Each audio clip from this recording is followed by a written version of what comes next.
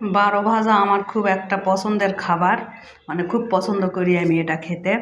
তাই বারো ভাজাওয়ালা মামার কাছ থেকে খেয়ে আমার পড়তা হয় না, 10 টাকার 20 টাকার অল্প একটু দেয়, এই জন্য পড়তা হয় না। এই যে আমি বাটি ভর্তি করে বারো ভাজা মাখাইছি বাসায়।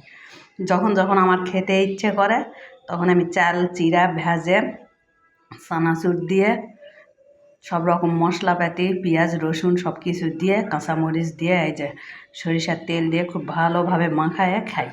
এই যে দেখেন এক বাটি বারো ভাজা, এগুলো সব আমি কিন্তু একাই খাবো, মানে আমার একটা পছন্দের খাবার বারো ভাজা। এই যে খেতে কিন্তু অসাধারণ স্বাদ লাগে। এই যে দেখেন, মানে বারো ভাজা মামারা যা কিছু দেয় আমিও সব কিছুই দিয়েছি। এই যে খুব স্বাদ।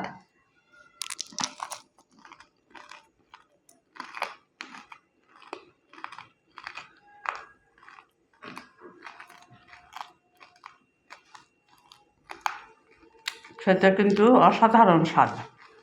কে বারো ভাজা খাবেন চলে আসেন আমার বাসায়, 2-1 দিন পর পরই আমি বারো ভাজা মাখায় খাই।